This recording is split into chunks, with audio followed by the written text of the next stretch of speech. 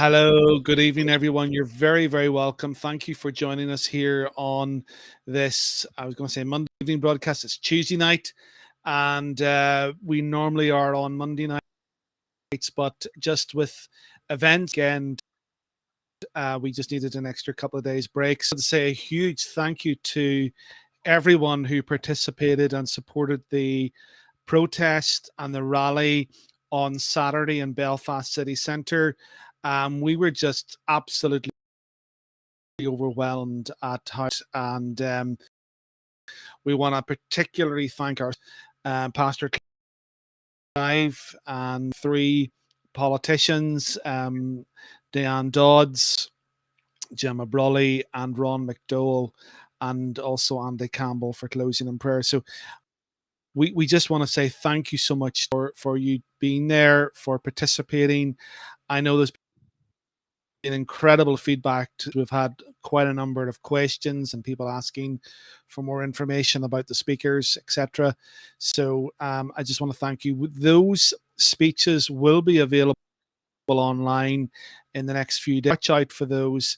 Those will be premiering over the next number on our Facebook and YouTube channels, and we want you to share those messages out and get the word out as to what is the politicians' response. So tonight's broadcast is very much focused on the consultation. Many of you will be aware that on Friday afternoon, Education has launched the consultation on the new RSE curriculum, and we're going to be discussing that here tonight. So we would ask you, if you have any questions, them in the chat either, or you can WhatsApp us on our WhatsApp number. We'll get those and address those as it goes on, and do share the out and encourage others to watch. So Mark, thanks for all your help on Saturday, and we're looking forward to what you have to share tonight. No problem. Yeah, Wesley, Saturday was a great day. As Wesley was saying, we have good quality recordings of the speeches from Saturday, backed up. If you missed Saturday and you want to get a bit of an insight into what happened, you'll find that there is a live stream available on our YouTube page and on our Facebook pages. If you go to the live stream, it is a bit jumpy. Our internet connection was really poor in Belfast City Centre, which was really surprising. So the video jumps, but the audio is pretty good. So if you want to know what happened on the day, you can jump in there, have a look at that. And also then you can follow up with the good quality videos that will be released over the coming days. Really interesting, the BBC actually ran a little piece on the rally on Saturday. They said there were hundreds of people there. To me, it felt like much more than that. Personally, whenever we were setting up before the rally, we had to march from City Hall down to the NIO offices. The police came to me beforehand. They were asking about numbers. I said, listen, we don't know who's going to turn up on the day. And what we found, what the policeman said to me, well, listen, we want to keep the road open if we can. But once the crowd gets to 3,000, we're going to close the road. Now, the road was closed for both the march and the rally. So I can only assume that there were more than 3,000 people there. And that doesn't match up with what the BBC said of hundreds of people. So it was nice to see a little bit of exposure there. We've had some follow-up with the media and stuff like that. There are also a couple of issues that have arisen out of Saturday that we want to clarify for you. So we became aware weeks ago that a particular organization were going to attempt to take over the rally. This organization had been criticized by the Department of Education, by the BBC, by us for sharing false information around RSE. And we tried to control what was going to happen by issuing a code of conduct before the event. And in that code of conduct, we said messaging is so important. It's important that we are accurate with our messaging. And we ask people not to bring posters. We ask people not to bring leaflets. We spoke to the people in charge of this organization in the week leading up to the rally numerous times, and we reiterated the code of conduct. We asked them not to bring anything to the rally. We also became aware on Friday night that they were planning a separate event for Belfast City Hall just prior to our event, and because of that, we were going to cancel the march. And I was called at 11 o'clock at night by one of the leaders of this organization who told me that we don't have an event planned, and it transpired that they actually did. So we felt tonight, one of the things that we wanted to do was just clarify that the event on Saturday was organised by Campaign Against RSE and us alone. No other groups were involved in the organisation of it. We, as an organisation, are not tied to any other organisations. We work with Abolish Abortion NI. That's our kind of parent organisation. Then Campaign Against RSE is part of what we do. Besides that, we distance ourselves from the information that was passed out on some of the leaflets that were distributed at the event. The only information that was distributed at the event is our own leaflet that we can stand over.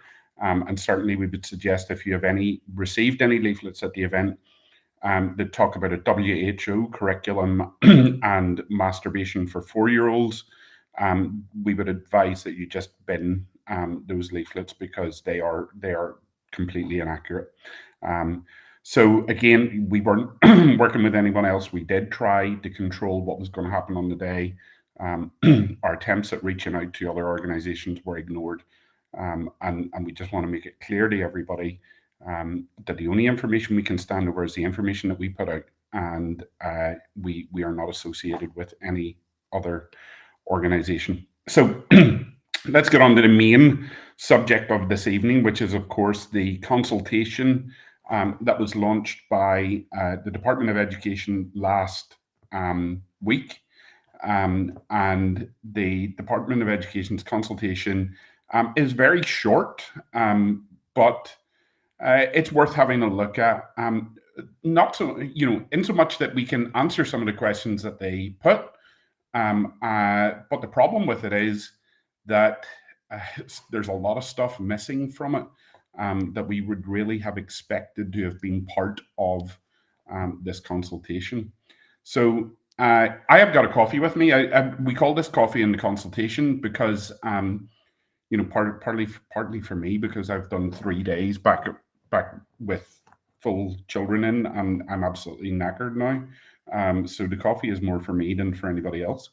But the Department of Education's consultation is available in a couple of places. You're able to submit it in paper-based if you would like to post in the consultation, and you can get it on the Department of Education's website.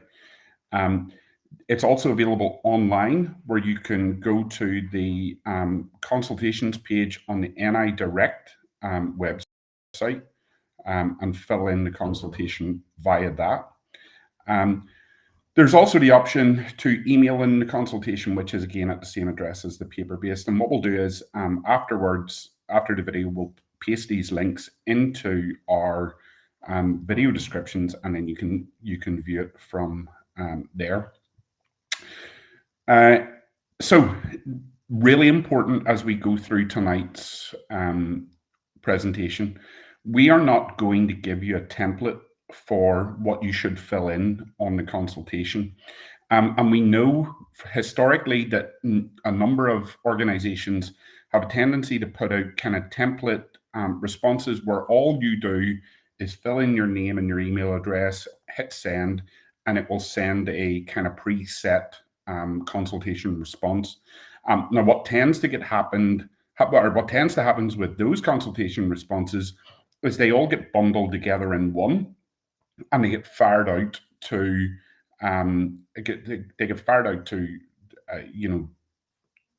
just as one response rather than thousands of responses. So it's very important that we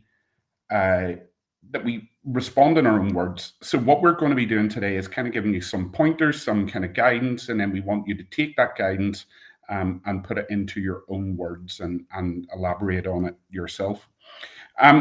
So before we talk about the consultation itself, what we should really think about is what is included and what is not included in the consultation. So what is included is the idea of the opt-out. Should there be an opt-out? What should that opt-out look like?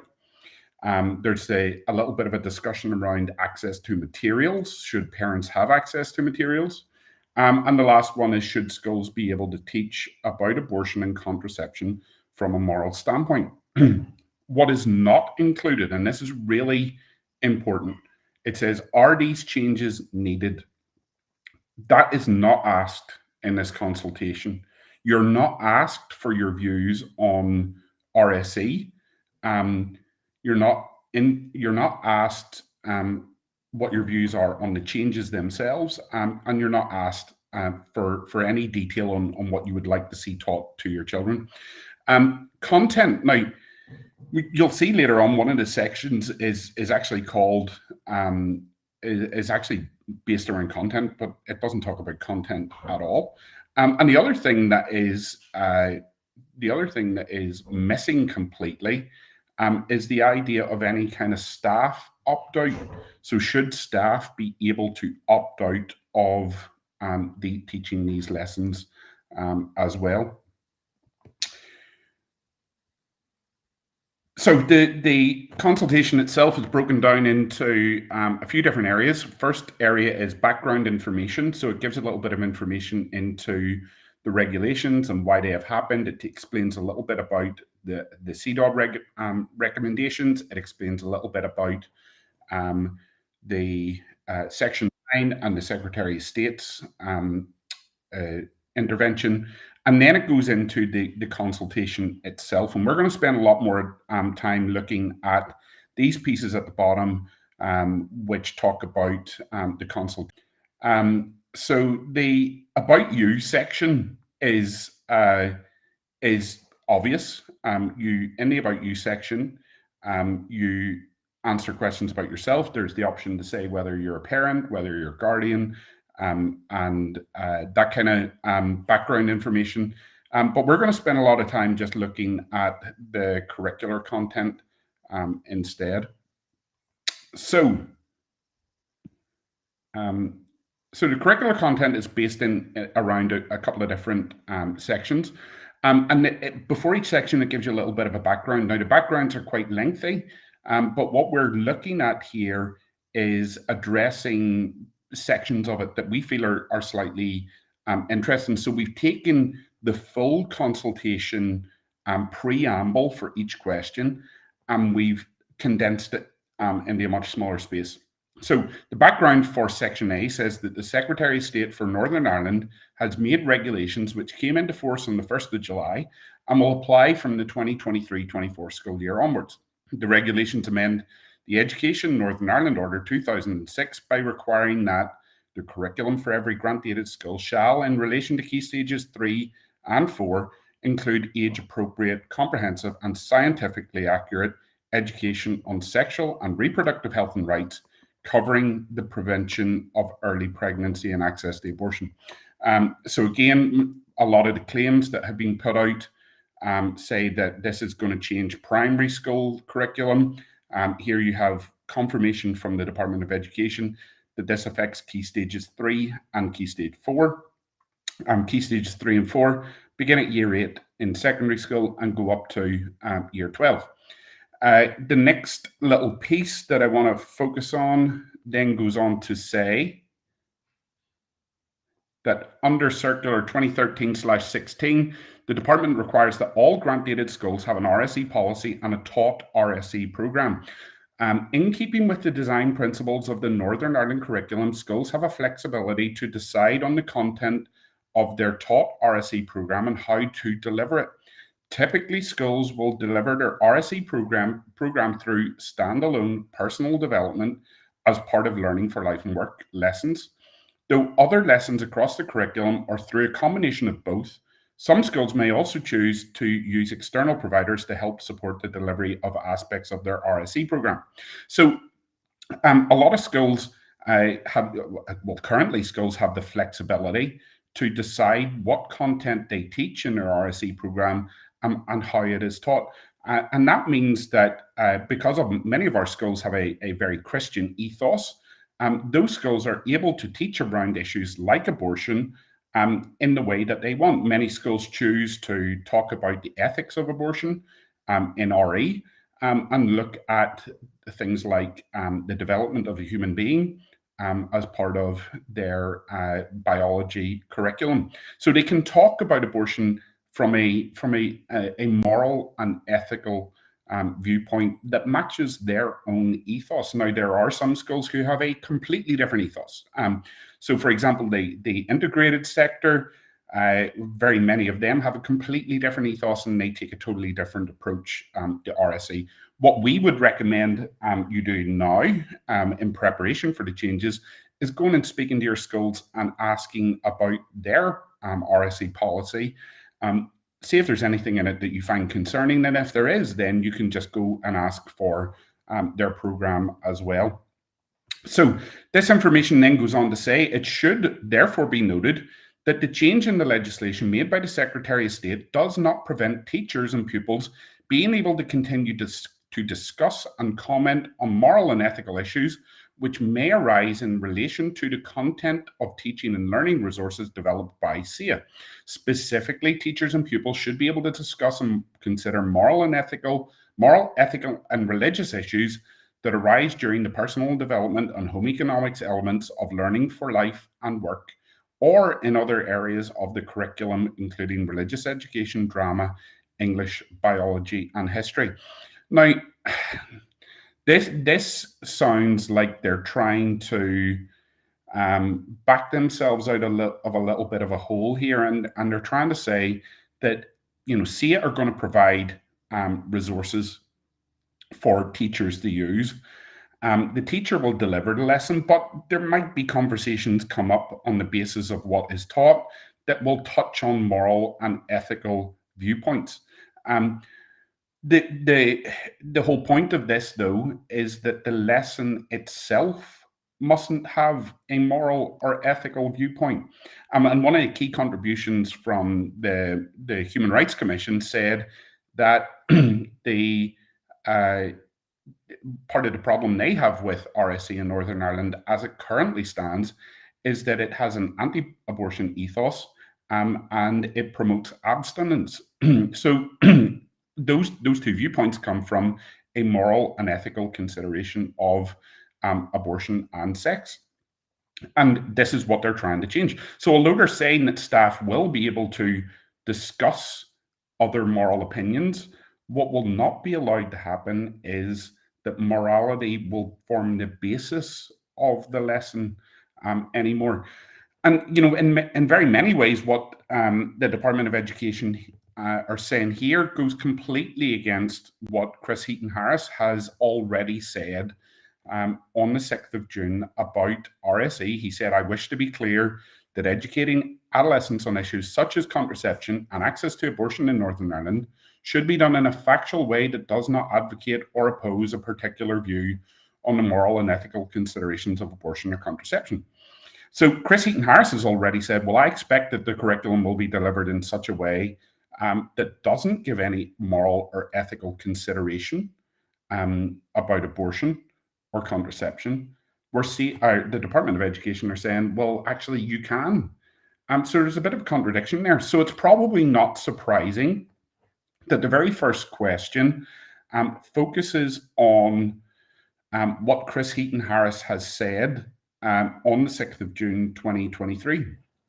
So if we have a look, here is the first question. Let me see if I can get this. I can't see my full screen.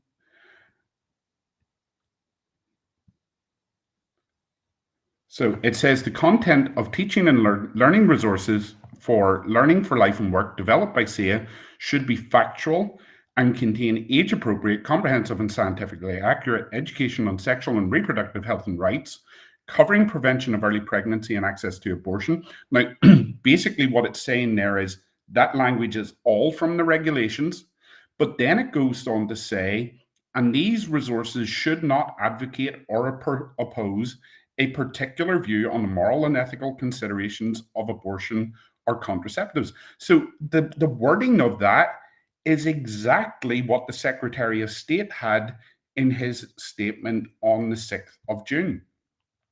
Now, our recommendation is that you disagree with that statement. And there's other bits that you may want to add in after it. So, for example, you may want to say that the idea of neutrality is an absolute myth by simply placing content like accessing abortion on the curriculum. You are making a moral and ethical about abortion itself. Schools should not have to teach using SIA's resources, but should be able to develop resources that reflect their own ethos. And it's pretty clear that SIA's resources, which they are currently developing right now, will promote access to abortion. They will tell children how to access the abortion. That is a moral and ethical consideration. And that goes against the ethos of many schools in Northern Ireland. So we'd love you to be able to say in there the schools should not have to teach using the resources that will be provided.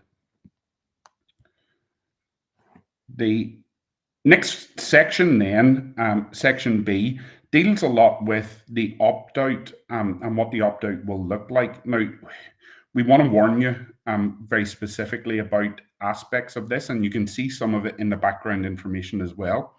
So the regulations amend the Education Order 2006 by adding that the department must, by regulations, make provision about the circumstances in which, at the request of a parent, a pupil may be excused from receiving the education required to be provided by virtue of Article 5, 1A, or specified elements of that education. This relates only to the change in legislation that the curriculum for every grant-aided school shall, in relation to Key Stage 3 and 4, include age-appropriate, comprehensive and scientifically accurate education on sexual and reproductive health and rights, covering prevention of early pregnancy and access to abortion. It does not apply to other areas of relationships and sexuality education, whether taught as part of learning for life and work or as part of other subjects, including RE, drama, English, biology, and history. And this is something that we have been saying right from the very start of this, right as soon as Chris Heaton-Harris launched these regulations and mentioned an opt-out. He said straight off the bat that the opt-out would mirror what happens in England and Scotland. And what happens in England and Scotland is you can opt out of the sexuality education. So you can opt out of education around abortion and contraception and sex, but you cannot opt out of relationship education in England and Scotland. And under relationship education, you have a lot of the LGBT stuff, some gender ideologies creep in, and those things you cannot opt out of. So one of the things that we got to be aware of is that this does not allow an opt-out of everything. And in fact, you'll see in the questions, they don't even ask if you would like the opportunity to opt out of all RSE lessons. The background then goes on to say that the education, and this is vitally, vitally important, the Education Curriculum Minimum Content Order Northern Ireland provides statements of statutory minimum entitlement, which all pupils must legally receive in relation to RSE. It's the responsibility of the Board of Governors of each school to ensure that a comprehensive and age-appropriate programme is taught and that the standardized minimum content is covered. The curriculum is designed to help our children and young people gain the knowledge, skills, and attributes for life in the 21st century.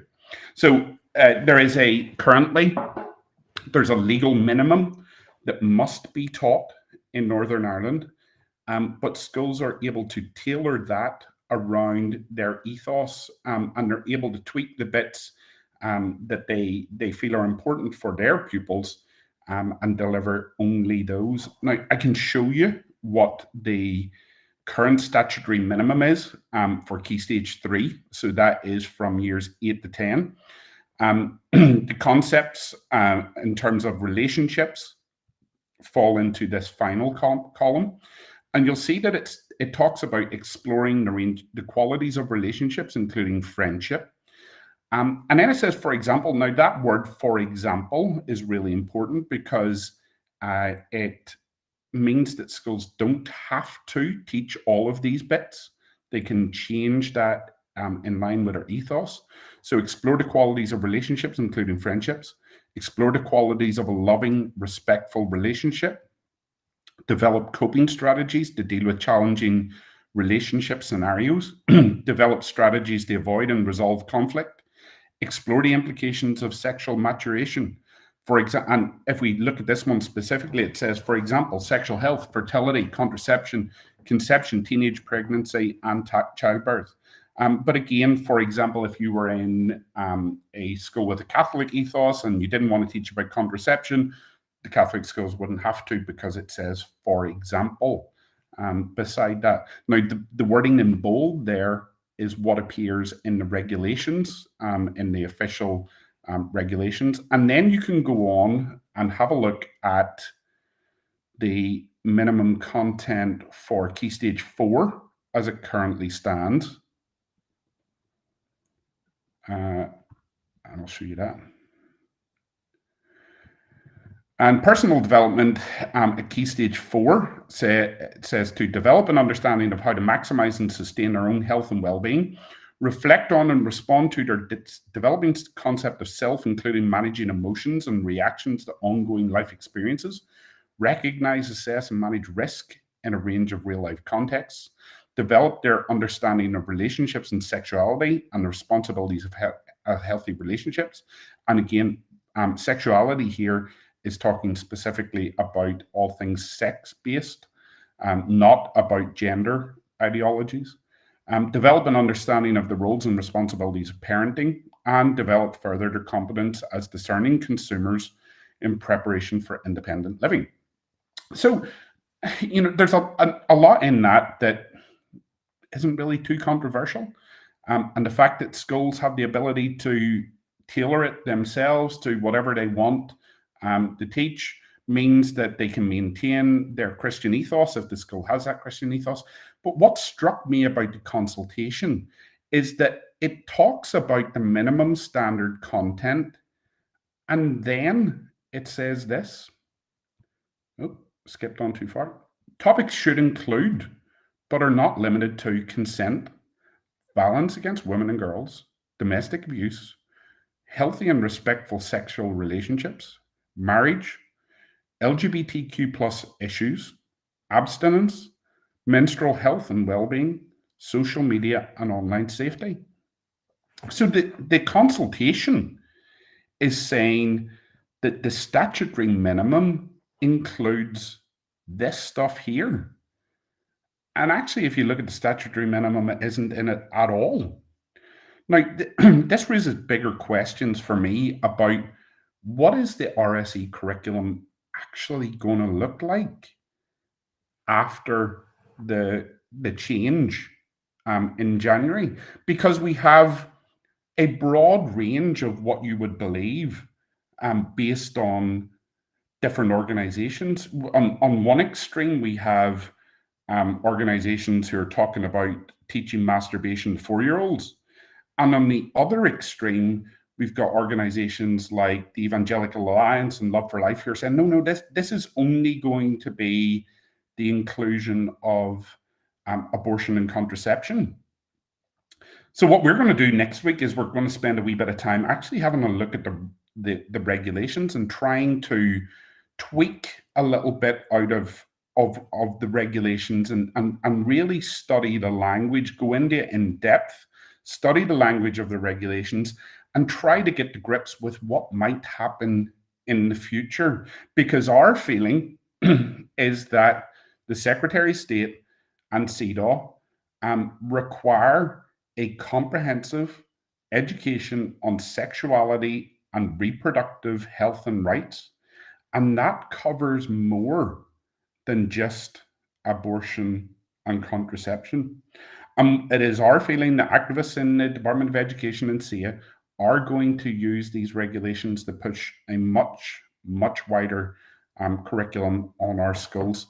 So please join us again next week when we will talk a little bit about that.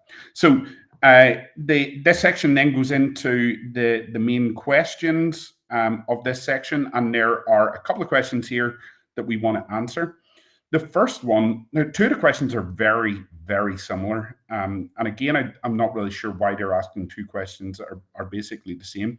But it says in question 2, parents/carers should be informed about the specific nature and content of the age-appropriate, comprehensive, and scientifically accurate education on sexual and reproductive health and rights, covering prevention of early pregnancy and access to abortion. We are saying that our response to that is that we agree with that statement, but we want to put in additional information as well. So we don't think it's enough that parents or carers should just be told what, broad overview of what happens. We want parents and teachers to have, to have full detailed lesson plans and full access to resources that should be made available to parents when requested. Content from third-party providers must also be provided to parents prior to any school visits. And many of the third-party providers are the ones that you really got to look out for, because they will offer to come in, talk to your children about abortion, talk to them about LGBT issues, and they are activist organizations posing as charities who have a specific agenda that they want to push on kids. So we need to know who the third-party providers are, what is the content, and we want to see that before any organizations come to school, so that parents can be best placed to either take their children out of the lessons, or if an opt-out's not available, to either remove their children from school that day or to remove their children from school completely. Now, the third-party content is one that's causing a bit of controversy in England. So a woman went to one of the third-party providers and asked for copies of the materials that they would be using in her child's school. The third-party provider denied that request. She then took it to court, and the court found that the third-party provider didn't have to provide any of the details that the woman was asking for under copyright laws. Now, a lot was made of that. From my perspective, in education, you buy in resources, you buy a license to use them, and you're bound then by law to not copy those resources and distribute them outside of your school setting. If you are a parent who simply is handed a copy of all of an organization's resources, you could take those resources, photocopy them, edit them slightly, and sell them yourself. So that is the basis of the conversation. Now, I suspect if the woman went to the school and asked, or went to her local authority and asked to see the resources, not to get copies of them, but just to peruse them, I'm sure that they probably would accommodate that, and I think any reasonable school would. So please, we want this to be made available as part of the opt-out, but please keep on your skills back to make sure that you get access to this stuff, even if it's not. It then goes straight into the next question, and this is probably the most important question in the whole of the consultation, because it's a little bit of a trick question that is thrown in, and I think it's to try and get you to answer this incorrectly.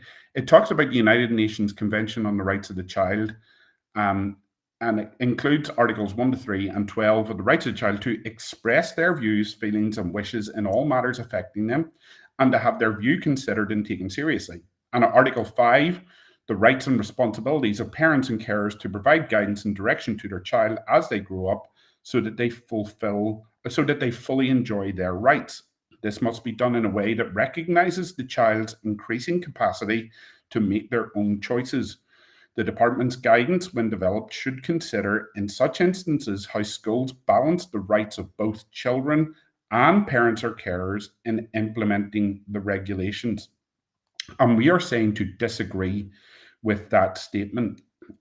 So this comes direct from the Northern Ireland Human Rights Commission's report, where they talked about competing rights on this issue.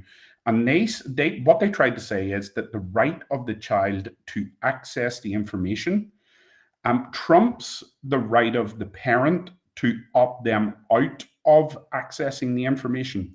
And for that reason, the Human Rights Commission were recommending that there should be no opt out at all. And we'll see what their approach is currently. So it says the additional comments that we've provided is to state things like the parents are best placed to decide what is best for their children, and what they should and shouldn't get exposed to.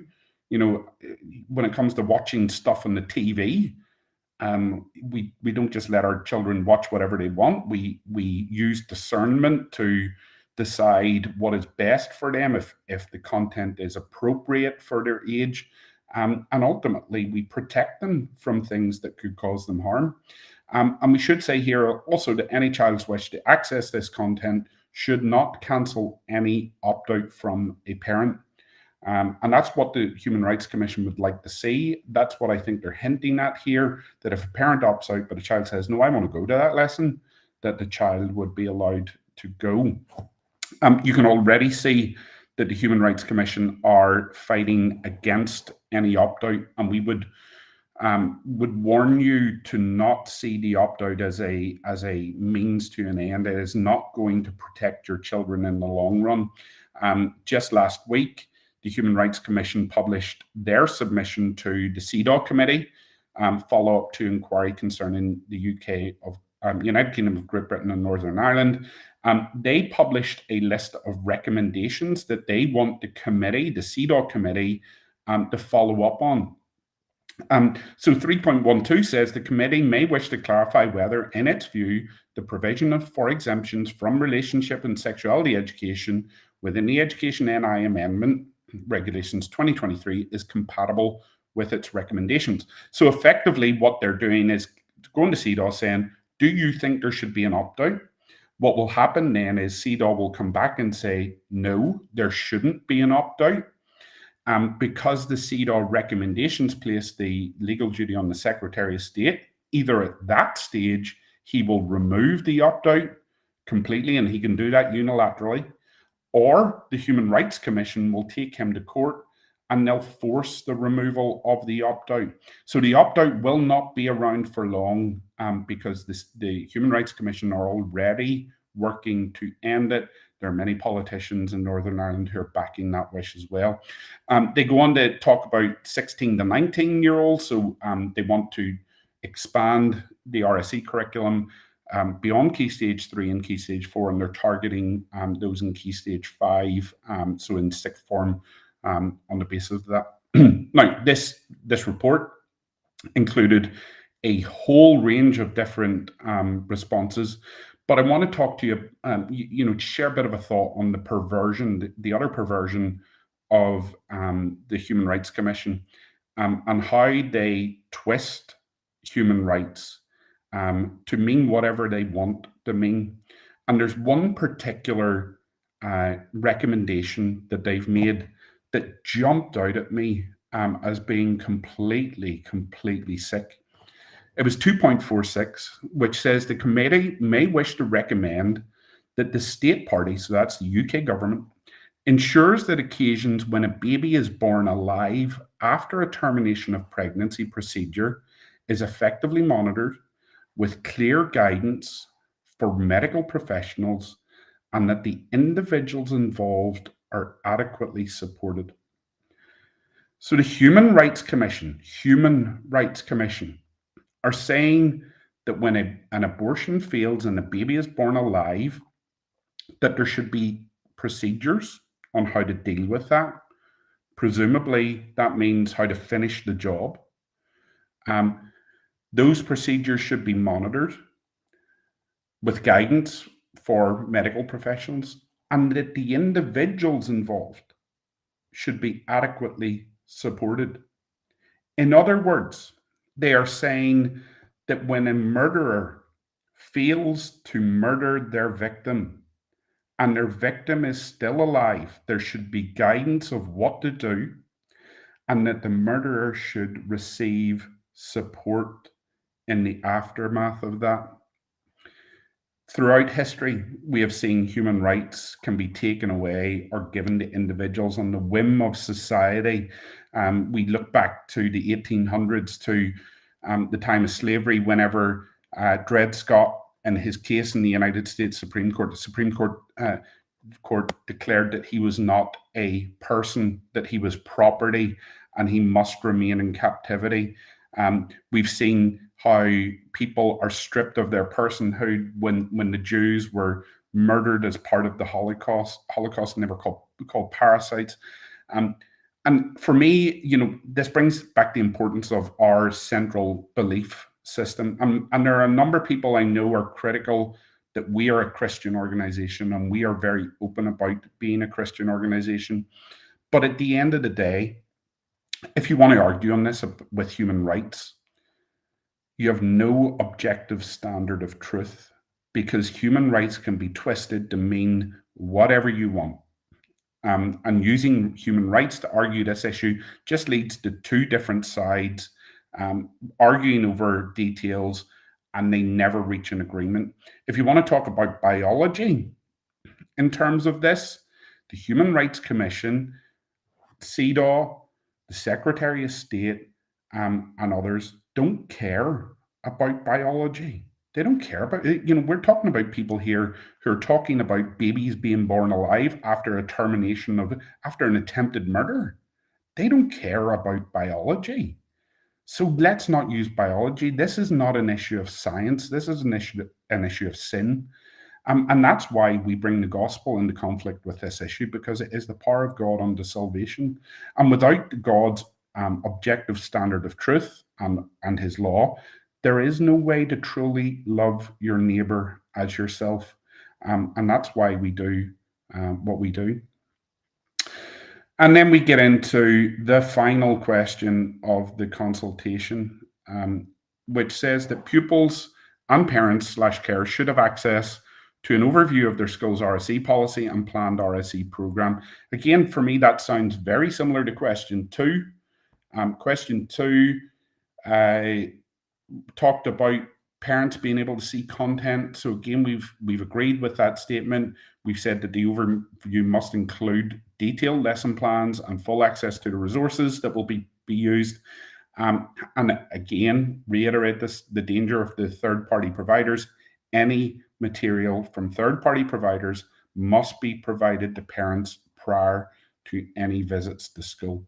So that is the content of the consultation. It is very short. There are 4 questions on it. 2 of the questions are basically exactly the same, but it doesn't include anything about what content should actually be taught. And it doesn't include anything about an opt-out for staff. Now, already we have an open letter to the Secretary of State and to the Department of Education from staff that is calling for an opt-out to be provided for them.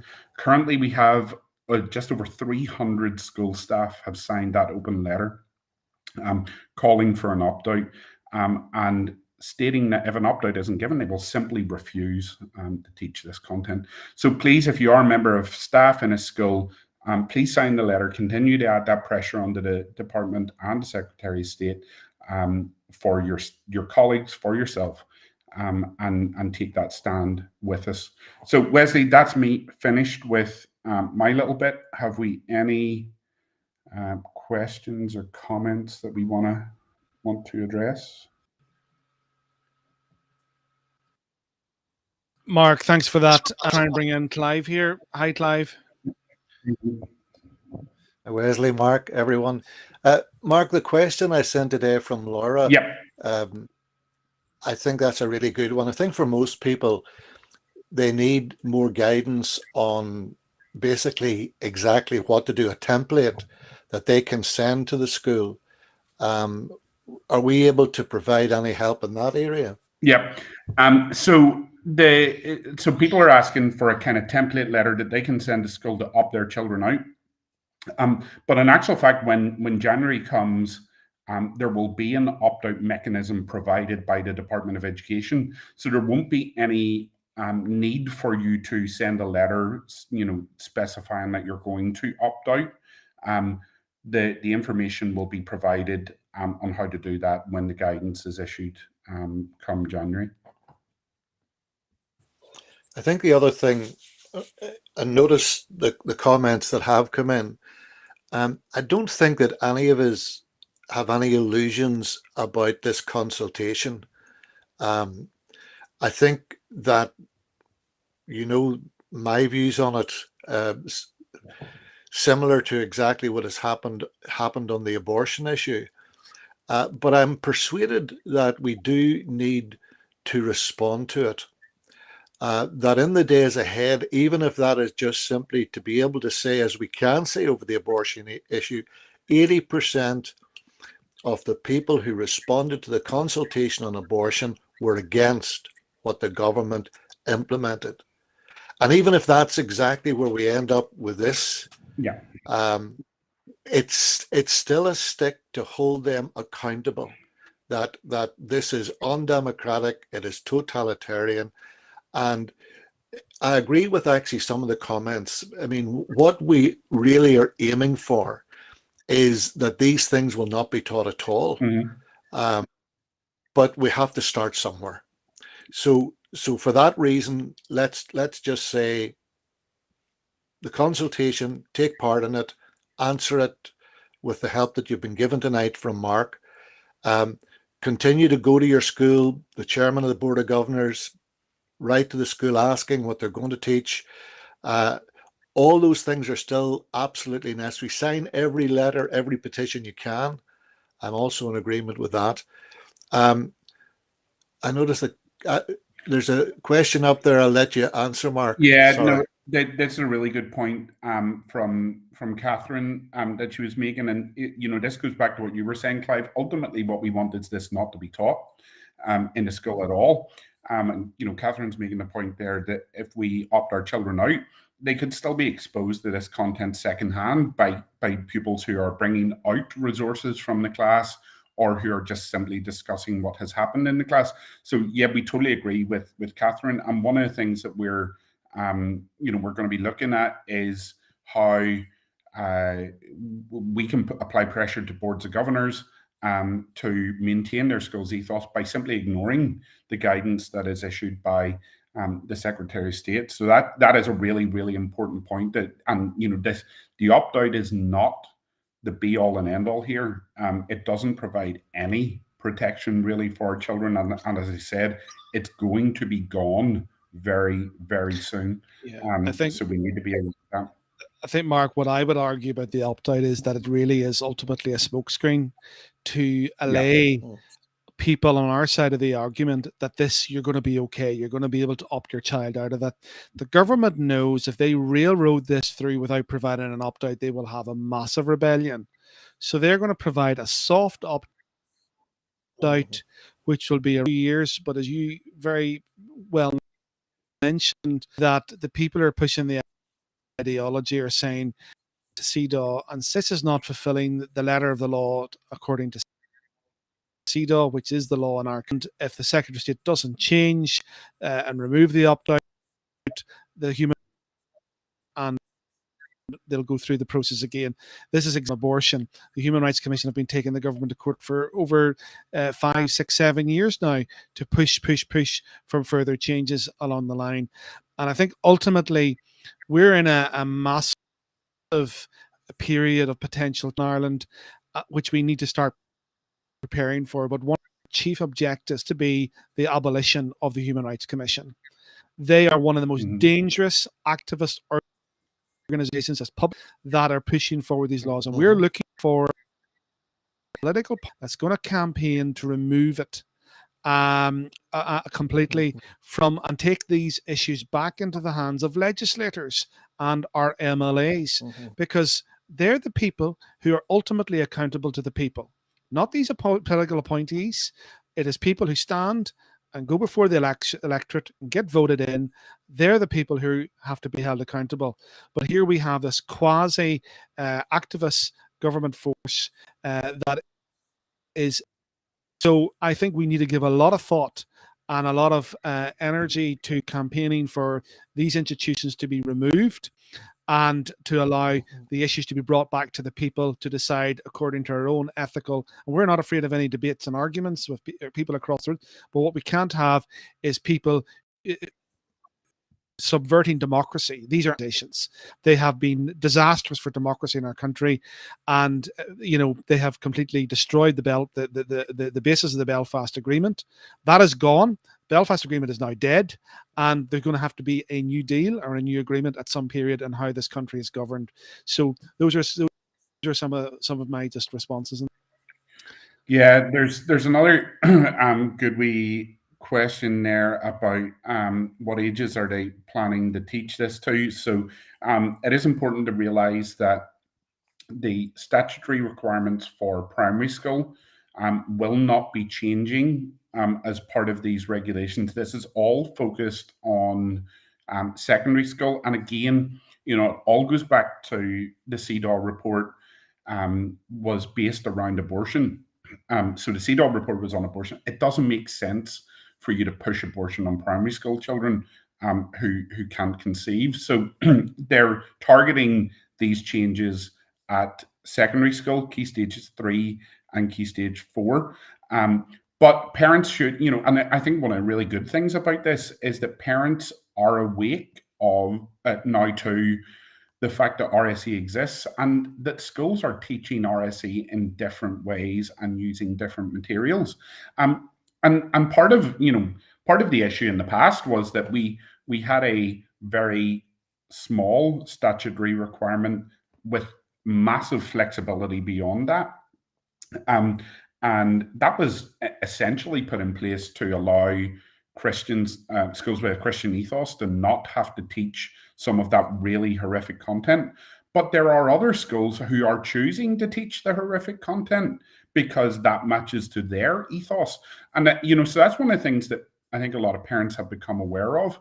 And what I would say is, even if you've got kids in primary school, go and ask for their RSE policy and see what they include. Now, you'll find the vast majority of schools in primary school are sticking to the minimum content in terms of RSE, but there is that slight chance that others could be going further without you being totally aware of it.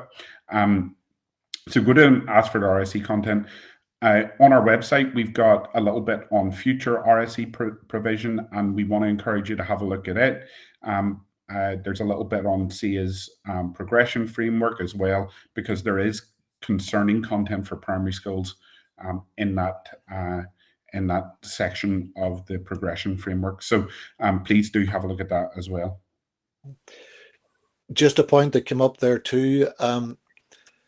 Christian Concern, I noticed that somebody put in, and Nikki put in, that they have a letter prepared, and it might be very worthwhile just looking at that. Listen, this battle is ultimately not about the consultation. The battle is not about writing letters or signing petition. The battle is taking back the power and authority to where it belongs. And that is back to the family. I mean, this is a battle, and we keep saying this. These are skirmishes, but if we don't engage in these skirmishes, then that eroding, that small eroding of values will go on and on and on, and it will become worse and worse and worse. But the battle ultimately, and it is, people have noted this, it is a spiritual battle. It's a battle against the powers of darkness. It's a battle that we will win through the word and prayer and God's people getting over petty things and realizing that the things that are really important are the things of the kingdom. I believe that with all my heart. And that's the only way that the battle will be won, with the Lord's help. And I think if we don't actually fulfill our responsibilities in each of those areas, whether that's as parents or Christians or whatever, then I think the Lord will hold us accountable.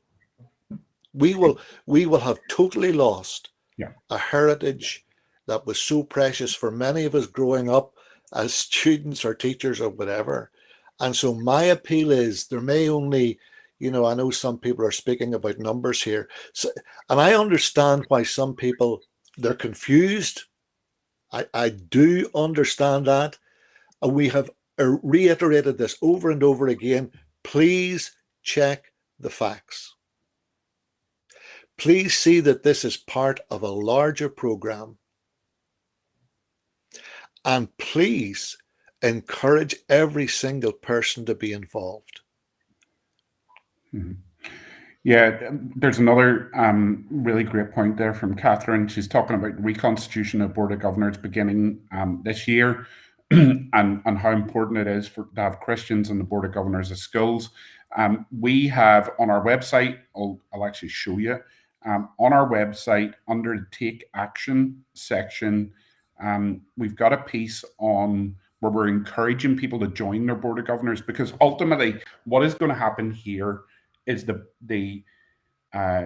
this guidance is going to be handed from the Department of Education down to boards of governors, and they will have to implement it in their schools. It's not going to be handed to the principal. It's going to be handed to the boards of governors, and they are the bosses of the school. They implement it, and you can play a part in the decision-making process of your local school by being on the Board of Governors. And there are two main ways that you can do that. First of all, if you have a child in the school, you can become a parent governor. A parent governor has exactly the same voting rights as any other governor on the board, and they get to share their ideas and their opinions on any policies that come before the board. So if you have a child at the school, what we recommend you do is you contact your child's school, ask them when the board is being reconstituted and how you can be nominated as a parent governor. You have to receive a nomination from another parent to be on the board. Now, if there's more than one or two, let's say there are 2 spaces on the board for parent governors. If there are 3 or 4 people put their name down, they hold an election then. Most of the time, they're desperate to get people to be on the boards. So you may find that there's no competition for a place. But it's a really good way to play an active role in your child's school. If you don't have a child at school, you can still apply to be on a Board of Governors of your local school. And the way you do that is go through the Department of Education's website. We have got the link here. There's an application form that you fill in, and you can become a departmental governor on the Board of Governors of a particular school. The other really, really important thing is to find out if your school has trustee governors who are ministers. And this goes back to when our schools were controlled by the churches and they handed control of the schools over to the state. Part of that agreement was that ministers were allowed to be on boards of governors, and that was to help ensure that the Christian ethos of the school was maintained. These clergymen should be at the forefront, absolute forefront of resisting the changes that are going to be forced upon them. So what we recommend is that you can usually find the Board of Governors of your school on their website. So if you go to the school's website, it will usually have a section about the Board of Governors. Or if you can't find it, find the school's annual report. If you can't find it in the annual report, just phone the school and ask who's on the Board of Governors. Look out for those, especially who are ministers, and contact them as a parent. Phone them, ask to speak with them, ask them to meet with you. If you want us to come along with you, we will, or if you want us to provide information, we will. But what we have to be saying to these trustee governors who are ministers is that you must obey God rather than men. You must stand on the word of God and say no to this and stop this coming into the school, because ultimately schools are going to have to make a decision here. Either they're going to change their ethos in order to match the guidance from the Department of Education, or they're going to ignore the guidance in order to protect their ethos. And from very many schools, they simply cannot do both. And there's a comment here from Audrey. that says, I fear that many schools will, in the name of inclusion, go along with it. I fear that many ministers, in the name of inclusion, will go along with it. I fear that church leaders will go along with it. And that's why we have to get in contact with them and tell them that we're watching what they do, and how they take a stand on this issue. So please do join your local Board of Governors, get on the board, get voting rights, contact the ministers on the board. Somebody's saying there, can anyone join? Yes, go on to our school website, or sorry, go on to our website, go to the Take Action section, and go to Join Board of Governors, and there's a link to the Department of Education website where you can apply to become a departmental governor, and get on a Board of Governors of your local school. It is so important. Very interesting. Yeah. Sorry, very quickly from Angela. One of the difficulties actually is that I know a number of secondary schools in our area, and there are places there for ministers, and they can't get ministers to sit on them. And I think that says an incredible amount of where churches are at the minute. Yeah. And, in other words, you've got school principals who are going asking ministers to sit to represent the church on their Board of Governors, and they're refusing. They don't have time or can't be bothered. And again, I think it's up to Christians to hold people accountable. Just as I'm accountable to God, I'm accountable to my family. I'm accountable to a lot of people. But if you're a member of a church, your pastor, minister, clergyman, whatever he is, has an accountability to you. Yeah. Question there from Nathan. Where does this now leave teachers? Again, the Department of Education have not consulted at all on an opt-out for teachers. I suspect they're not going to have one. We have already seen the consequences of that in England when teachers have refused to teach the content that has been handed down. They've lost their jobs. But it isn't just teachers who are in danger here, because we will have classroom assistants sitting in the room supporting pupils. We'll have support staff here photocopying materials who are also susceptible to punishment if they refuse to comply. So I would say absolutely, teachers, all school staff who this can affect should be engaging with their union right now. Phone them tomorrow, ask them what their stance is going to be on an opt-out. I have been chasing my union for the last week. I sent one of the guys a text message last week, said, will you call me? He said, yeah, I'll call you back. I said, it's about RSE. Haven't heard a thing from him since. I've tried phoning and phoning and phoning. I'm trying to get through. So we need more people phoning their unions. And again, talking to your line managers, it depends on relationships. It depends on a lot of that stuff within your own school. Personally, my principal's great. I can go and talk to him about anything. So, I'm very open with what I do in terms of this issue and others. That again depends on the kind of relationships that currently exist in your school. Will there always be a parental consent for any of these classes when teaching RSE? No. That's what you were saying earlier. The Human Rights Commission are fighting against that already. They're trying to remove the opt-out, and it won't be around for long. The other thing is it doesn't cover all of the content. It only covers the sexuality section of the content. So please do not put any trust in any kind of opt-out. Just having a look, see if there's any.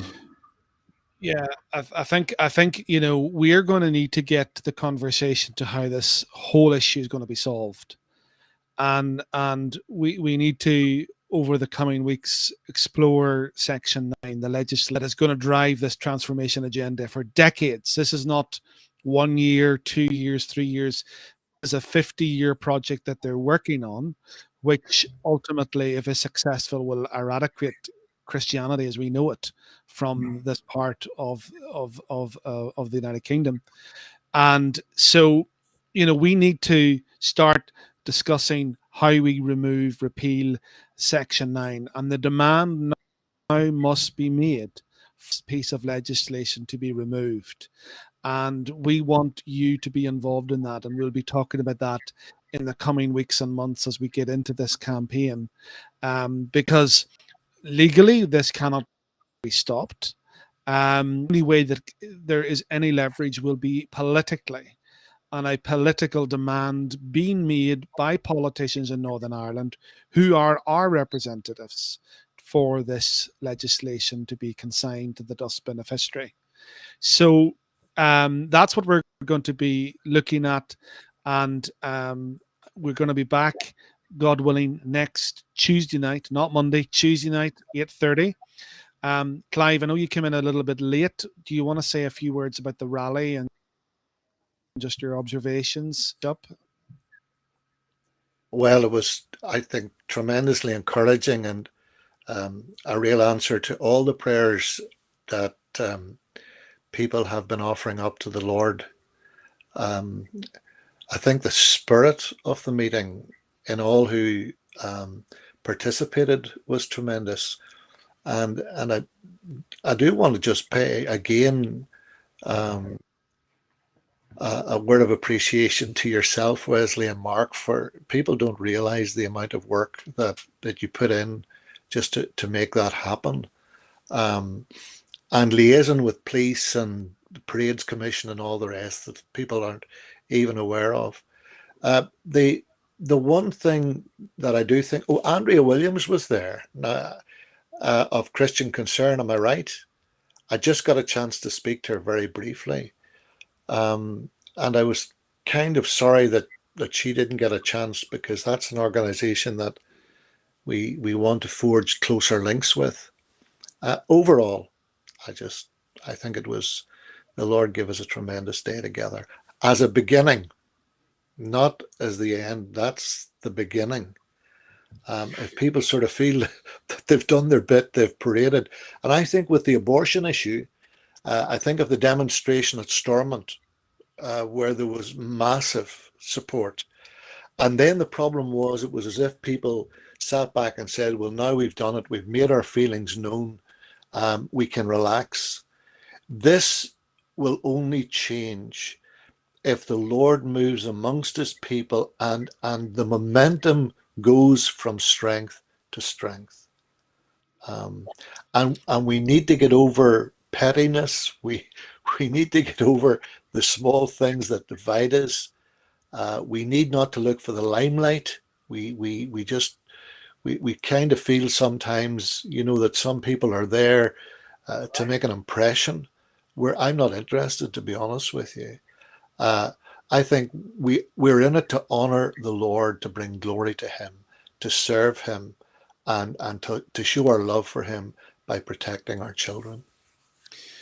Yeah, no, thank you for that, Clive. I think that really sums up our feelings and sentiments. And I certainly feel, if there's a desire for further rallies, get in touch with us and we will discuss it.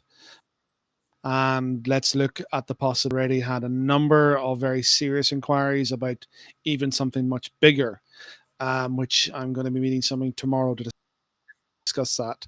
So situations, but I think the big thing that we need to be doing now, our perspective within the Christian community, is we need to get pastors, ministers. This has got to be the number one issue in your church, praying about what are you doing about RSE, talking to your political representatives, getting them on board, attending meetings, organizing church events.